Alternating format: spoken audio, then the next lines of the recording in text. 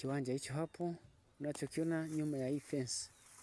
Kinaanzia kwenye hiyo fence. Fence ndio mpaka, kwa hiyo ukiwa unajenga unaunga kwenye hiyo fence. Huyu ameshajenga tayari. Kina ukubwa wa hatua 40 kwa 25. Kwa kinaanzia hapo kinapanda mpaka huku juu. Hatua 40 kwa 25. Kinapatikana Kisesa, barabara ya kwenda Usagara. Mita chache sana kutoka barabara ya lami.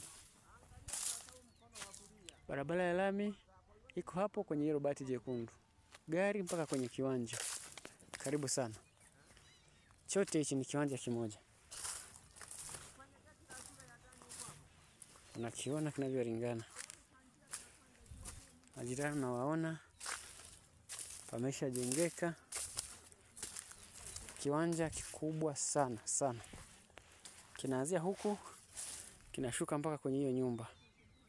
Chote hichi kiwanja kinapatikana Kisesa, barabara ya lami ya kwenda Usagara. Gari mpaka ndani. Majirani wapo. Kiwanja kizuri na kikubwa. Karibu sana.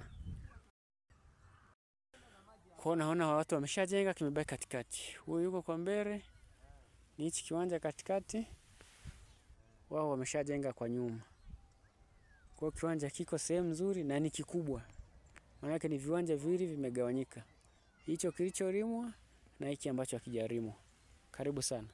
Kinaunga kwenye fence. Karibu.